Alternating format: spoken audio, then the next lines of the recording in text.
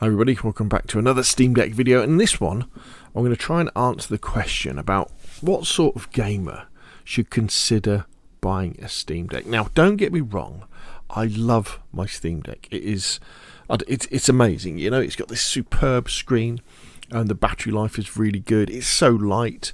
The controls, you know, the thumbsticks and the buttons feel excellent. There's a whole library of cheap games that you can get because obviously they're PC games.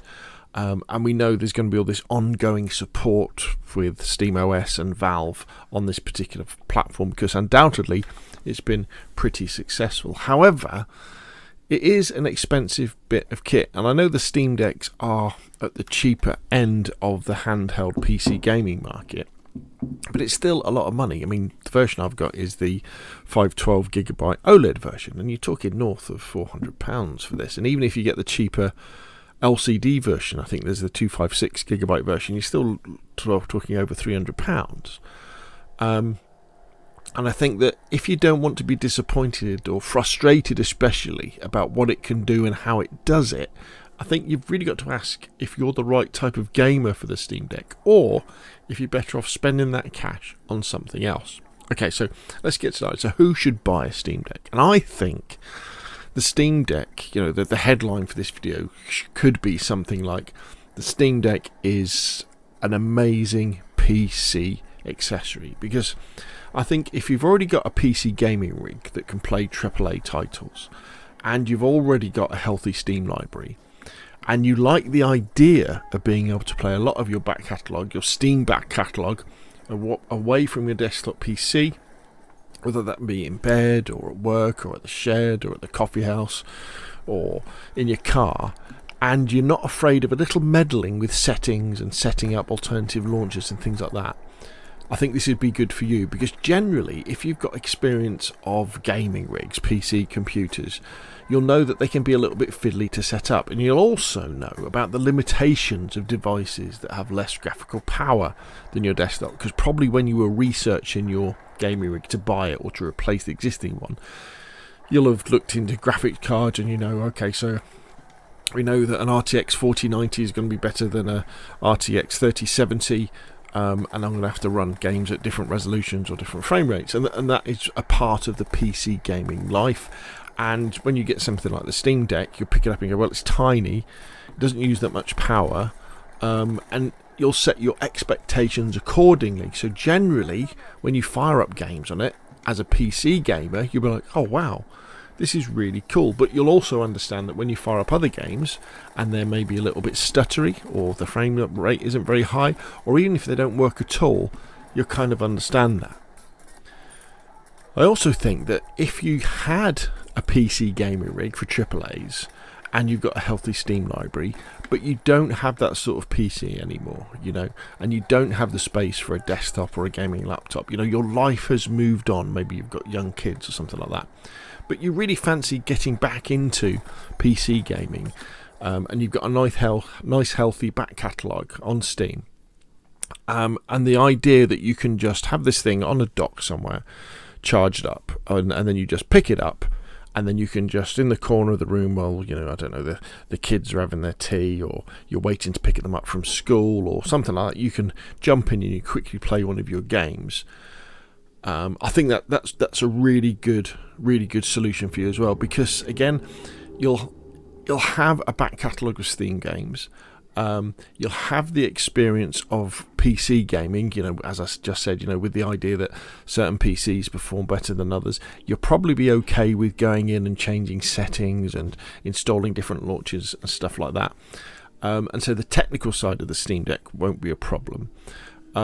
And again, you'll probably again be very, very pleasantly surprised and delighted when you can play those older games, because there's no doubt as well with the Steam Deck, it really excels at playing some of the older games, sort of like I was playing like Battlefield 1 from 2016 plays beautifully. It looks fantastic.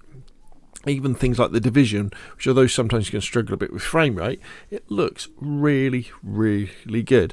And I think, you know, that should be the sort of person, the sort of gamer that a Steam Deck would really work for. However, who shouldn't buy a Steam Deck or really seriously consider it? And I think, if you've never had a PC, gaming PC, or you've never had a console, and so you're considering the Steam Deck as your first entry into the world of gaming, then I say don't get a Steam Deck. Get a PC rig if you want to. That could be a desktop or a laptop, or get a console, which I probably lean you towards, a little bit more because they're a little bit user friendly. And then if you say, well, actually, I need to have something that's small and mobile, I think really you should be looking at something probably like the Nintendo Switch. A nice ecosystem, very, very simple, very, very easy to use, great catalogue of games, and the technicalities, the technical sides of it aren't that complicated. So if you've got like a latest gen console though, and you're thinking about getting a Steam Deck, again, I would say probably hang on a bit, because I really think that what you need to do is you've got your console and you're thinking, right, I want to get into PC gaming. So I would say get a PC rig. Now that might be a laptop, might be a desktop, one that can run the latest AAAs. And then you're going to be building up your Steam library. And then when you're happy with that and you have the decision, actually, I want to go mobile, then get the Steam Deck or whichever mobile PC device you want to get, because a lot of this applies to other mobile PC stuff as well. In fact, you could argue that devices like the Legion Go and the ROG Ally, because they run Windows, they're more compatible with lots more games than the Steam Deck is.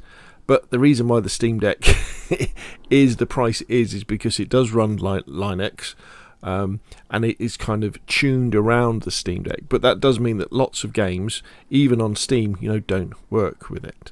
So again, so you've got a latest gen console, get that big PC rig, whether that be a laptop or a desktop, get your Steam library built up, and then consider going for something like the Steam Deck. I think if you're still on the last gen consoles at the time of recording this video, that would be something like a PlayStation 4 and Xbox One. I would say at this point you would get either a next gen console or you would get yourself a PC rig, get yourself a laptop or a desktop, and again you build up your library of Steam games, then you go for the Steam Deck.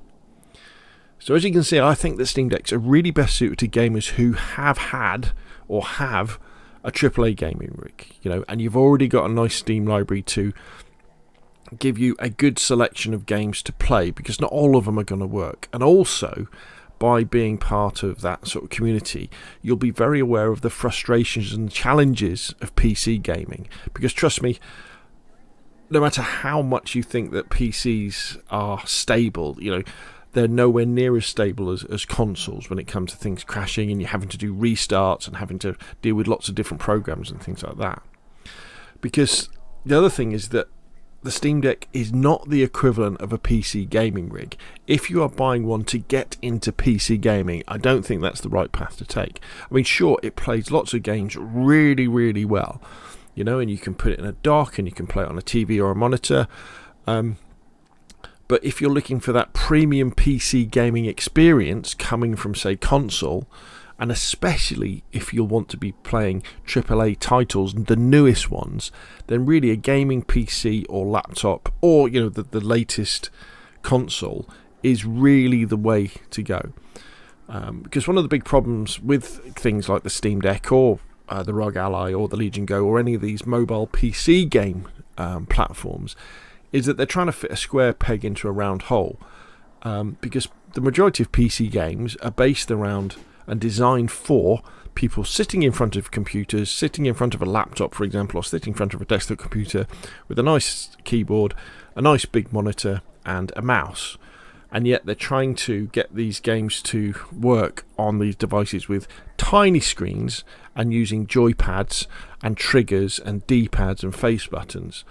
And they don't always go together. Now, Valve with SteamOS and the Steam Deck have done an awful lot of work to improve compatibility, and undoubtedly lots of games do have joypad support and stuff like that, but it's not as smooth and not as consistent as if you completely go down the console route of things. And also the operating system from the Steam Deck, the SteamOS, it's really user-friendly. It's almost as intuitive as, say, the Xbox or the PlayStation console experience, but it's still not quite there. Because for quite a few games that you might own or want to buy, They're not going to be available on Steam, so you've got to go into what's called the desktop mode and install separate launchers, or you're going to have to customize the game settings to make it run well. And also, I mentioned docking before, and docking is a great feature, the fact that you can sit it in the dock and then it can connect to a TV or a monitor, and you can have a wireless controller, that sort of thing. But when it's doing that, the performance in most cases is not as good as a current gen Xbox or a PlayStation, so like a PlayStation 5 or an Xbox Series S or a Series X. Because they'll be running at 1080p 60 frames a second or 4K 60 frames a second. Whereas the Steam Deck is tuned to run, it's an amazing screen that it has, but sort of 1200 by 800, so 800p that way. So really kind of that's a step down. So in conclusion then, I think the Steam Deck is definitely best suited for gamers who have got right now, or have had in the recent past, a AAA PC gaming rig. And you've already got a healthy Steam library of games to choose from. And I think in that case, like myself, you'll find the Steam Deck really can be absolutely magical. I've said about Battlefield 1, I've said about Resident Evil. There's so many cases where you pick it up and you fire a game and you think, wait a minute, half an hour ago I was playing this on my desktop with in my case, with a RTX 3070 on a 27-inch monitor. And yet the experience I'm getting on this small device, on this 800p monitor, albeit a really nice one that's OLED and has got HDR, it almost looks more immersive and looks better, and that's absolutely fantastic. However though, for all those other gamers, for gamers who have got consoles and who are considering getting into PC gaming, for me, I think the advice I would give is that I think the right path really is to get into PC gaming fully with a PC laptop or a PC desktop, build up your library first, and then go for the Steam Deck. Okay, hopefully this has been helpful. What do you think? Have people out there have watched my channel, have you bought Steam Decks after only owning consoles? Do you agree with me? Do you disagree? Whatever you like, put it in the description below the video. And of course, if you found this useful, hit like. If you want to see more of the same, press subscribe. And I will, of course, see you again soon.